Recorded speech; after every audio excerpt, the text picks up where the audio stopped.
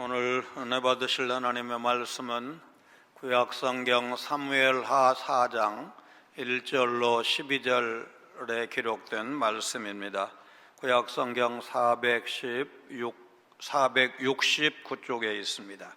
1절부터 12절 말씀을 저와 여러분 한 목소리로 봉독하시겠습니다. 1절입니다. 사울의 아들 이스보셋은 아브넬이 헤브론에서 죽었다함을 듣고 손에 맥이 풀렸고 온 이스라엘이 놀라니라. 사울의 아들 이스보셋에게 군 지휘관 두 사람이 있으니 한 사람의 이름은 바나요 한 사람의 이름은 레갑이라. 베냐민 족속 부에롯 사람 림몬의 아들들이더라.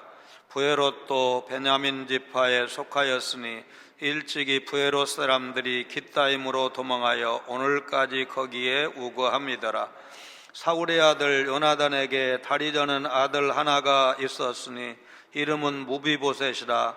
전에 사울과 요나단이 죽은 소식이 이스라엘에서 올 때에 그의 나이가 5살이었는데 그 유모가 안고 도망할 때 급히 도망하다가 아이가 떨어져 절개 되었더라. 부에롯 사람 림몬의 아들 레갑과 바나가 길을 떠나 볕이 쬐을 때쯤에 이스보셋 집에 이르니 마침 그가 침상에서 낮잠을 자는지라.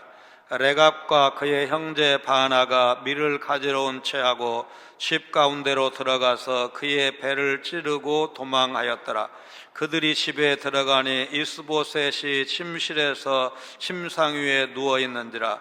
그를 쳐 죽이고 목을 베어 그의 머리를 가지고 밤새도록 아라바 길로 가 헤브론에 이르러 다윗 왕에게 이스보셋의 머리를 드리며 아뢰되 왕의 생명을 헤아려 하던 원수 사울의 아들 이스보셋의 머리가 여기 있나이다.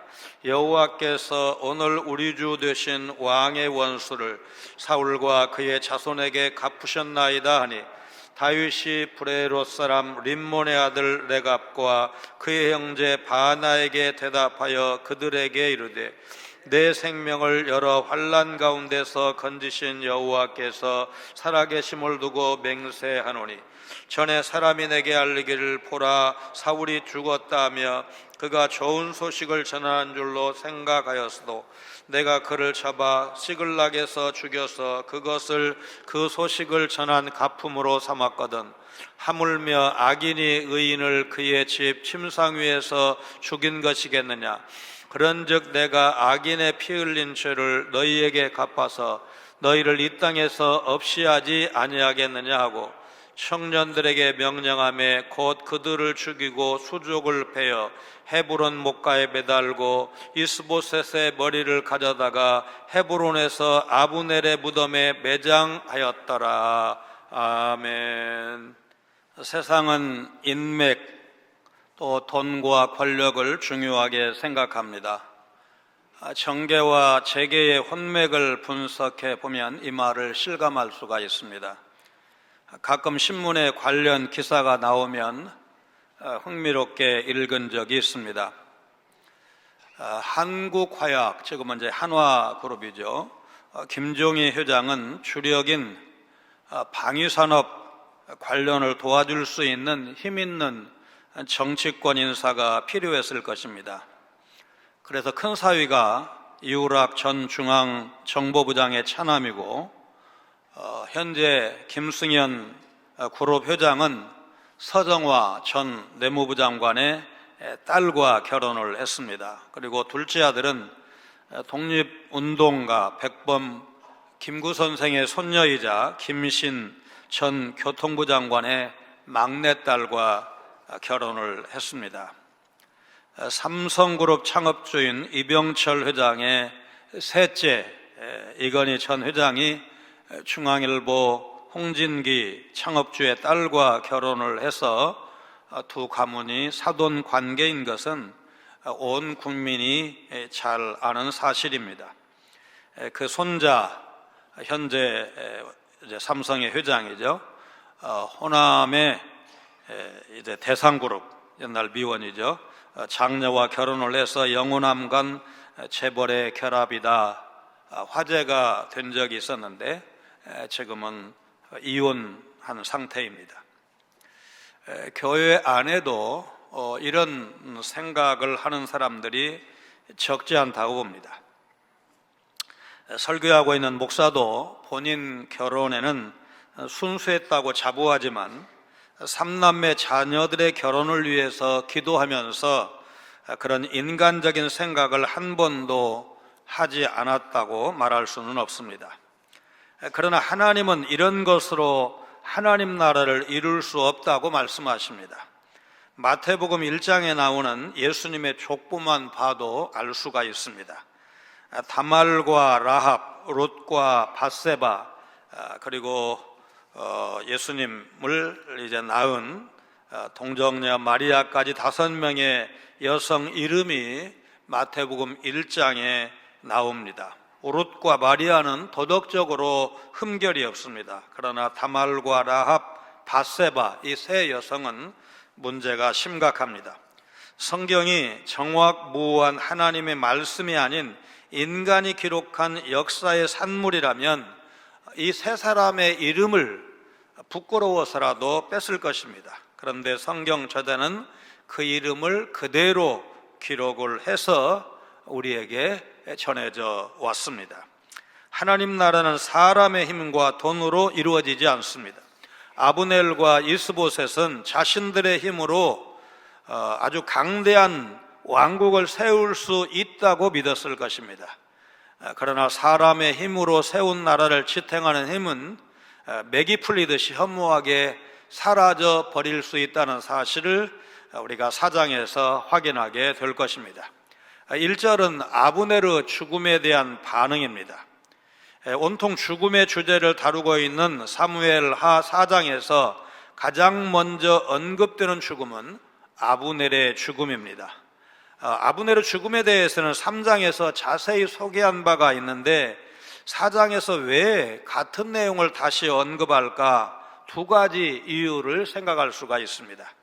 첫 번째 이유는 아브넬의 죽음이 이스라엘에 가져다 준 충격이 얼마나 컸을까를 설명하기 위함일 것입니다. 1절은 아브넬의 죽음에 대한 이스보셋 왕과 온 이스라엘 백성의 반응을 설명하고 있습니다. 이스보셋 왕은 다윗을 만나러 간 아브넬이 헤브론에서 죽임을 당했다는 소식을 듣고 손에 맥이 풀리는 공황 상태에 빠졌고 온 이스라엘 백성 역시 놀라움과 두려움에 사로잡힌 것은 마찬가지였습니다. 4장 서두에 아브넬의 죽음이 다시 언급되는 두 번째 이유는 아브넬에게 크게 의지하고 있던 이스보셋의 왕위가 이제 곧 무너지게 될 것을 암시하기 위한 목적이 깔려 있을 것입니다. 2절 3절에서 갑자기 부에롯 사람 바하나와 레갑을 소개하는 이유는 그들이 사울의 아들 이스보셋을 죽였기 때문입니다. 바하나와 레갑은 이스보셋 휘하의 군 지휘관들이었습니다. 그들은 6절 9절에 가면 형제간이었고 베냐민 지파에 속한 기브온 족속의 성읍 부에롯이라는 곳에 이제 출신이었습니다. 그런데 2절에서만 바하나의 이름이 먼저 언급되고 5절, 6절, 9절에서는 레갑이 먼저 언급되는 것으로 보아서 레갑이 형이고 바하나가 동생인 것으로 보입니다. 일찍이 부에롯 사람들은 깃다임으로 도망을 해서 계속 그곳에 거주하고 있었습니다. 베냐민 지파에 속한 두 사람이 베냐민 지파 사람인 사울의 아들 이스보셋을 죽였다는 것은 쉽게 이해할 수 있는 부분은 아닙니다. 바하나와 레갑 이야기는 요나단의 아들 무비보셋을 소개하는 4절에서 잠시 쉬고 5절 이하에 계속 나옵니다. 사무엘서 저자는 바하나와 레갑 이야기를 하다가 왜 그 흐름을 끊고 무비보셋 이야기를 기록을 했을까? 그것은 무비보셋 이야기가 9장에 가면 나오는데 사울의 아들 이스보셋이 죽음으로써 사울 집안의 모든 손이 다 끊긴 것이 아니고 살아남은 자손 무비보셋이 있다는 사실을 언급할 필요가 있었기 때문일 것입니다. 무비보셋은 요나단의 아들이고 그러니까 사울의 손자였습니다. 그는 두 다리를 저는 장애인이었는데 날 때부터 그런 것은 아니고 사울과 요나단 부자가 블레셋과 전투에서 죽었을 때 그때 나이가 5살이었습니다. 그리고 유무와 함께 이스라엘 지역에 머물고 있었습니다. 사울과 요나단의 전사 소식이 전해졌고 무비보셋을 보살피던 유무가 그를 업고 서둘러 도망하다가 그만 실수로 떨어뜨리고 말았습니다. 그 이후에 무비보셋은 다리를 저는 장애인이 된 것입니다. 20세기 중국 최고의 지성 가운데 한 사람인 리뉘탕 박사, 우리나라에서는 임어당이라고 많이 알려졌는데 그분의 대표작 생활의 발견에서 그는 스스로를 이교도라고 불렀습니다. 임 박사는 목사인 아버지 밑에서 소위 말하면 모태신앙으로 자랐지만 기독교 신앙에 의심을 품고 다른 종교에도 길이 있을 것이라고 생각하고 탐구했습니다. 이교도라는 표현은 기독교에만 길이 있다는 진리를 비꼬기 위한 의도가 깔려 있습니다. 그로부터 20년이 지나고 임 박사는 이교도에서 기독교인으로라는 자전적 책을 썼습니다. 이 책에서 임 박사는 이교도에서 다시 기독교인이 된 이유를 이렇게 밝히고 있습니다.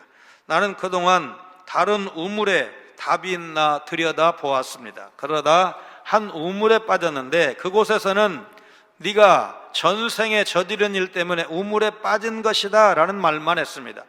어떻게 기어나와 다른 우물에 빠졌는데 이번에는 쓸데없는 짓 하지 말고 똑바로 살아 책망만 들었습니다.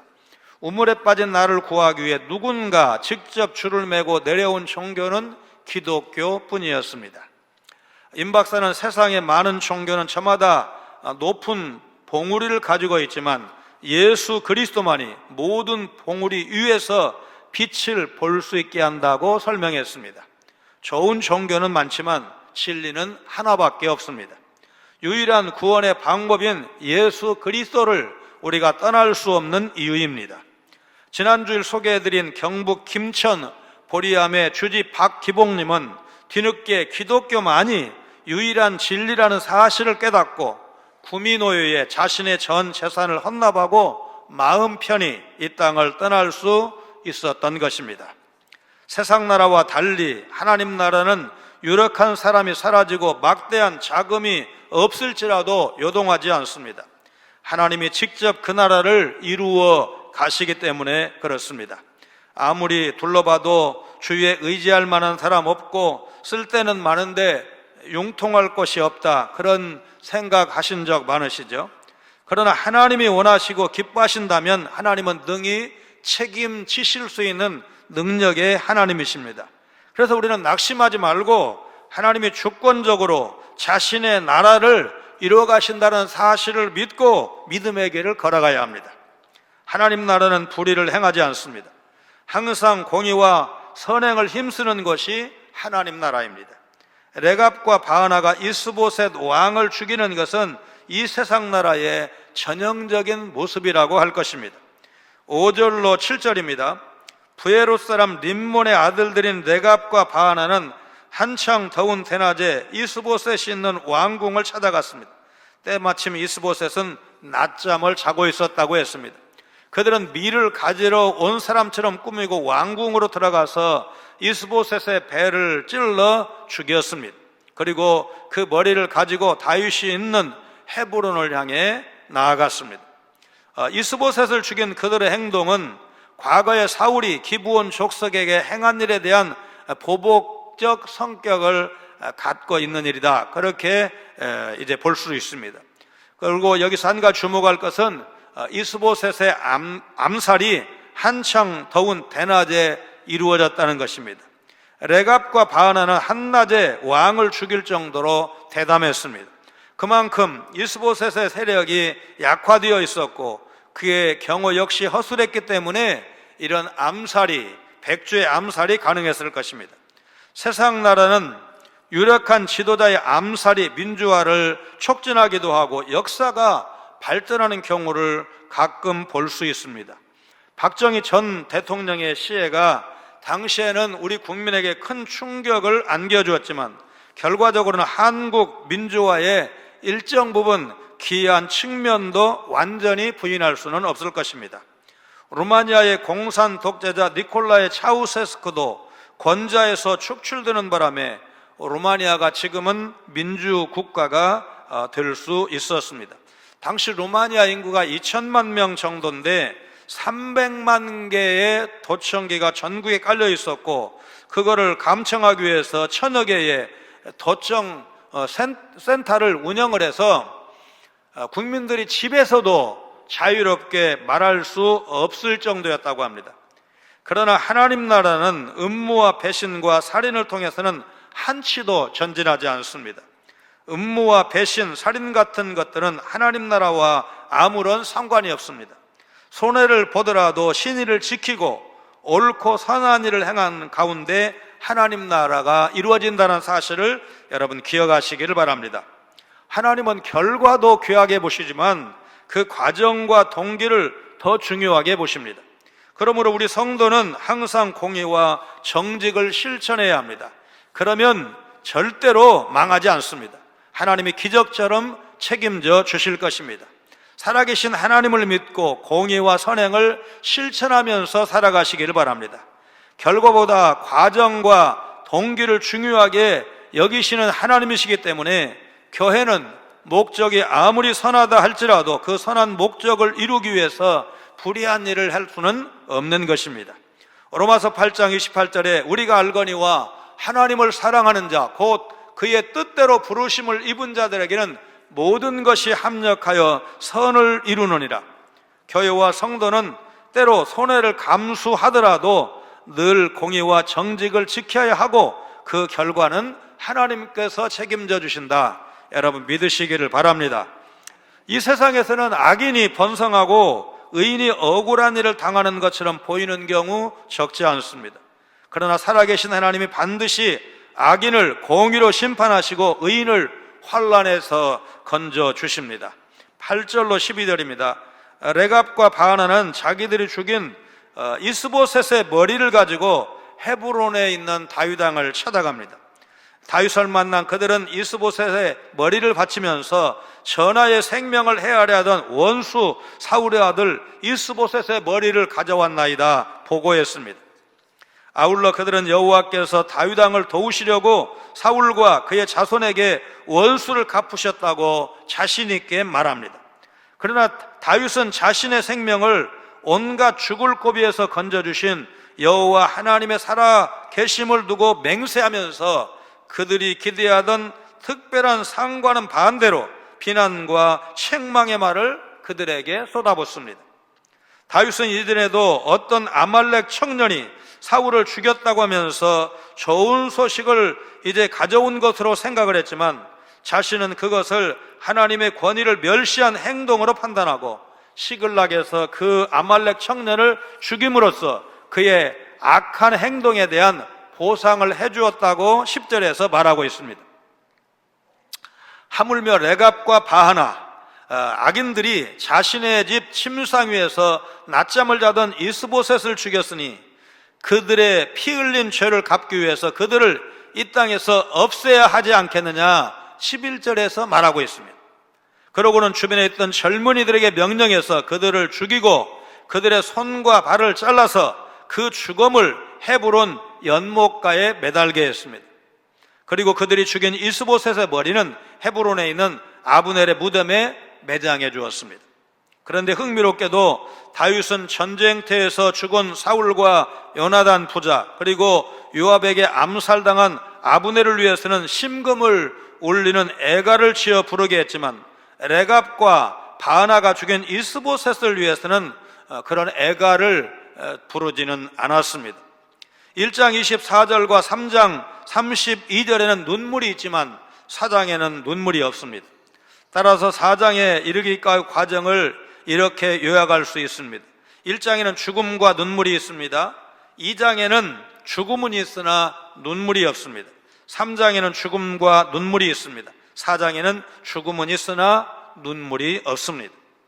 통치를 위해 정치적 타협이 필요한 것을 모르지 않았던 다윗은 이스라엘의 실권자 아브넬을 받아주려고 했습니다.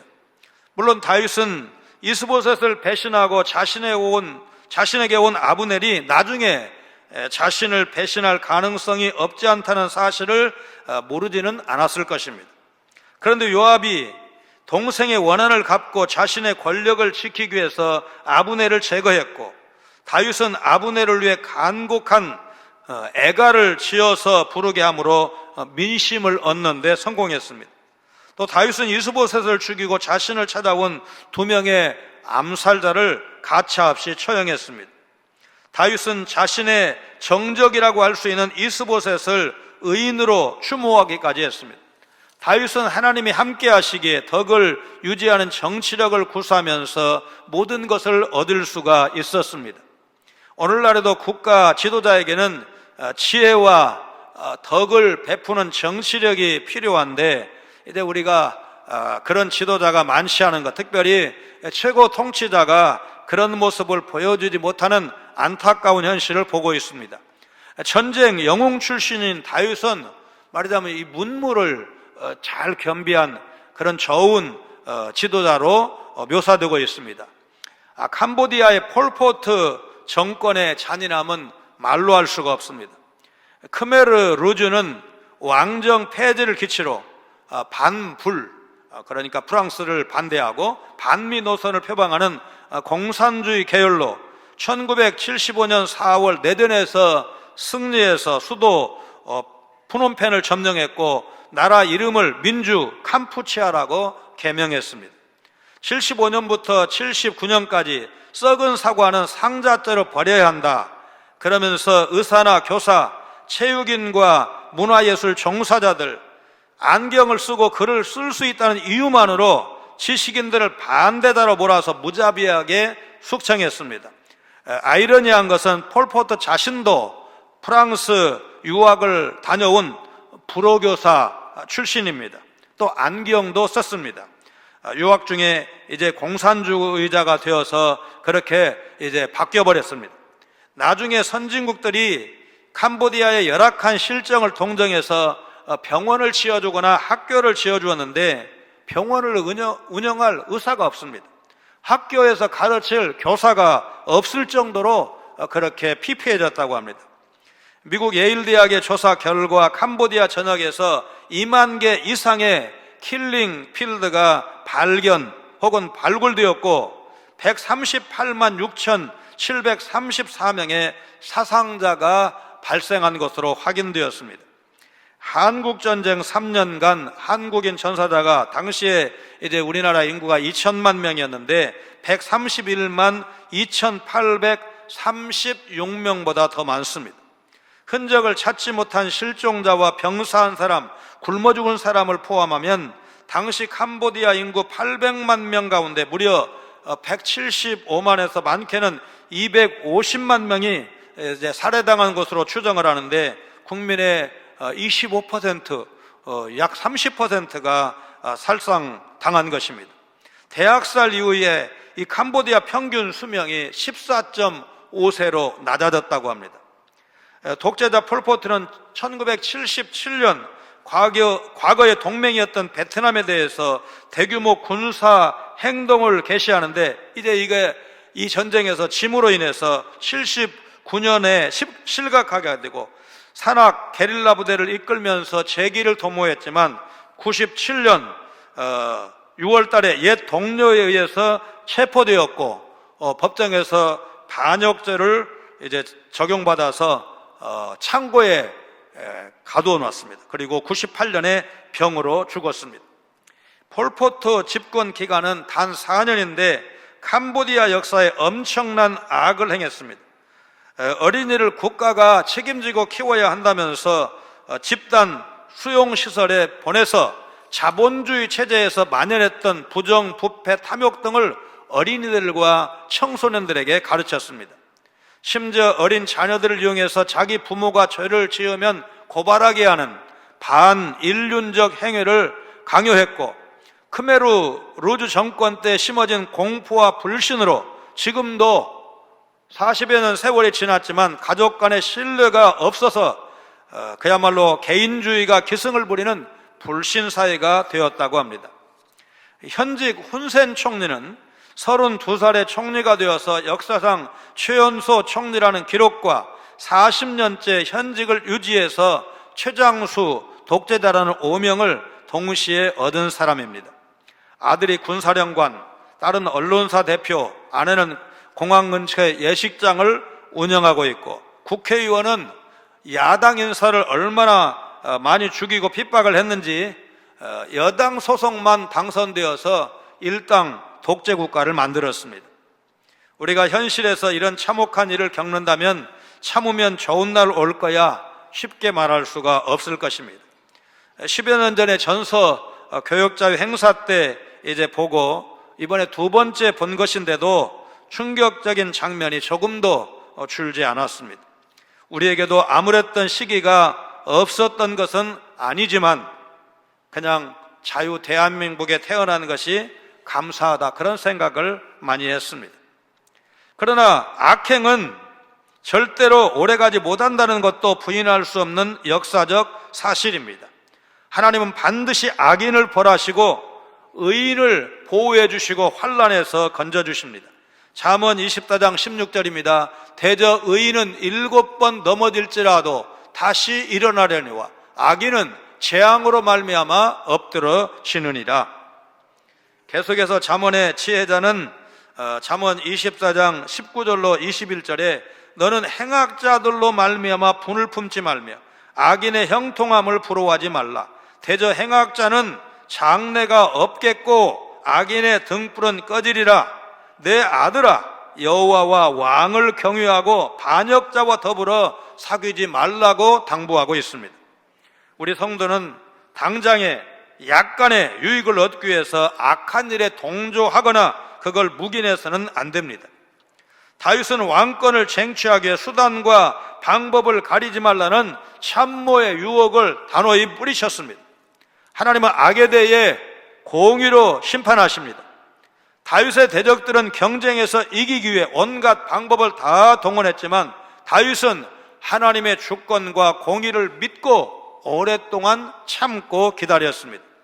결국 다윗은 가장 합당한 방법으로 이스라엘의 왕위에 올랐습니다. 더디게 보일지라도 다윗처럼 하나님을 끝까지 신뢰해야 하고 그분이 정하신 방법대로 가는 것이 우리 믿는 사람들에게 최선의 방법이라는 것을 여러분 믿으시기를 바랍니다. 세상 풍조에 따라 사람과 돈과 힘을 의지하지 않으시기를 바랍니다. 불의에 대해서는 단호히 거부하고 공의를 실천하시기를 바랍니다. 하나님이 스스로 당신의 나라를 이루어 가시는 것을 보게 될 것을 기대하시고 그의 나라와 그의 의를 위해 살아가기를 결심하고 결단하시는 여러분 모두가 되시기를 주님의 이름으로 축원합니다. 거룩하신 하나님, 하나님 나라는 폭력과 배신, 정적 제거를 위한 암살을 통해 이루어지지 않는다는 사실을 배우게 하시니 감사를 드립니다. 하나님은 믿음의 사람 다윗을 악인의 폭력에서 건지셨고 이후에도 악을 행하는 자들을 공의로 심판하셨다는 사실을 보여주셨사오니 끝까지 하나님의 사람답게 하나님의 나라와 하나님의 의를 위해 살아갈 것을 결심하고 결단하는 믿음의 사람들 다 되게 하여 주옵소서. 하나님의 나라는 인간의 지혜와 힘에 의해서가 아니라 오직 하나님의 섭리 가운데 주권적으로 이루어 가신다는 사실을 믿고 그 나라에 이를 때까지 오직 말씀 중심의 거룩한 삶을 살게 하여 주옵소서. 예수님 거룩하신 이름으로 간절히 기도하옵나이다. 아멘.